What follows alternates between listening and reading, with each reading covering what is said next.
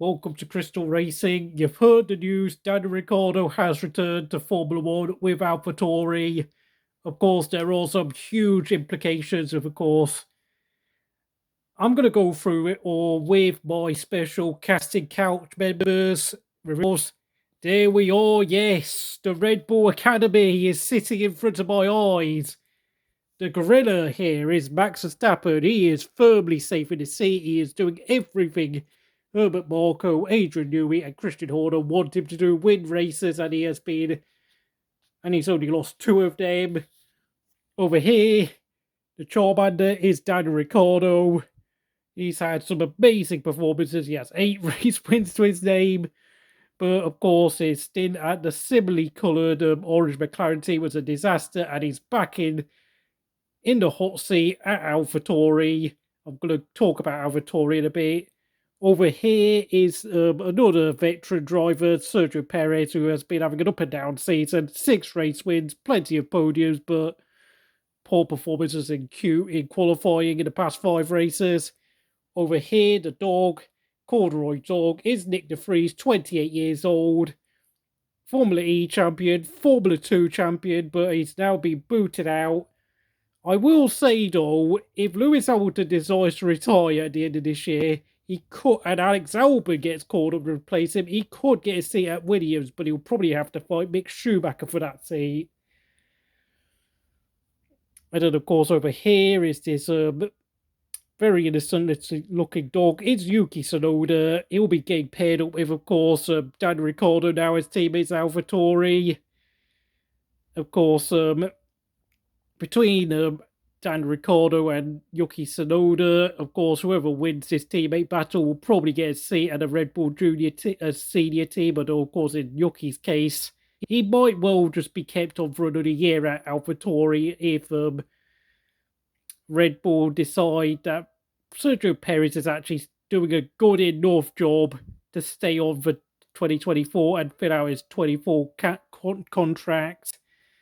And then, of course, we've got the 2 outsiders, Liam Lawson, the frog here, spending the year out in Japan in the Super Formula Series. Of course, if Red Bull decide Ricciardo and Tsunoda are surplus to requirements, this New Zealander is going to be in a hot seat. And then over here, we have another Charmander, Ayumu Iwasa, currently in Formula 2. But as it stands, Porsche and Vesti are fighting for the championship, and I have to say he is a massive outside bet. He's in his 2nd year of Formula 2, and to be honest, unless Iwasa pulls off some amazing performances, I would be surprised to see him in the AlphaTauri team, and unfortunately, if he doesn't improve his form in Formula 2, I think he'll be just sent back to Japan. He is a massive outside bet, and I won't focus too much on him, but he is a possibility. Now, of course, I will also talk about the AlphaTauri team. Of course, I'm going to get my mug out. Yes, just imagine this is AlphaTauri.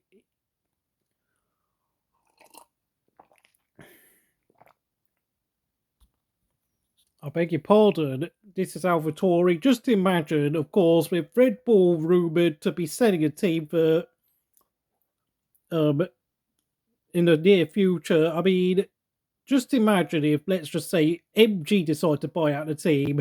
Now, of course, with Daniel Ricciardo joining AlphaTauri, he would make a very good team leader since, of course, when Pierre Gasly departed at the end of last year, AlphaTauri have not had a team leader. With Daniel Ricciardo's experience, if, let's just say, AlphaTauri do get sold at the end of this year, Red Bull decide they want to keep hold of, not Red Bull, AlphaTauri decide they want to keep hold of Ricciardo, despite the fact, of course, Perez is going to stay at Red Bull. Ricciardo would make a good team leader, and of course, it would be his team, since, of course, if, let's just say, MG or Andretti Racing take over AlphaTauri, he would make an excellent team leader. As for Yuki Tsunoda here, the little dog, he could potentially stay on, but of course, there's also Aston Martin, who, of course, are struggling with Lance Stroll, who has just been awful. I would not rule out Lance Stroll being kicked out if his dad finally wakes up from his delusion and realises he needs a bare number 2 driver, and who else better to get Yuki Tsunoda, and leaving open an opportunity for Liam Lawson to join the team, or alternatively Ayumu Iwasa to join. The possibilities are endless. The butterfly effect is huge, and of course, Drive to Survive are going to be delighted with all of this, because let's face 2023 has been one boring season. Of course, you've also got to realise it's not even necessarily the end of Nyck de Vries, since of course we don't have any news over whether Lewis Hamilton will remain in Formula 1 for next year, since of course Lewis Hamilton's mumbling and groaning does suggest that he is almost done with the sport. He's not impressed with Mercedes' lack of progress since the new regulations came in. Alex Albon could, depart Williams at the end of this year with his impressive performances for them. Leave the door open for Nyck de Vries or Mick Schumacher to join Williams. That would be a decent move for Williams, and of course, since of course Nyck de Vries did put in a very impressive performance at Monza last year in the Williams car, finishing P9, whilst of course Nyck de Vries has struggled horribly at AlphaTauri. It has to be said, I would not rule out the possibility that the AlphaTauri just simply doesn't suit Nyck's driving style, and returning to Williams would be a fantastic move considering how quickly adapted to the Williams at that race at Monza last year.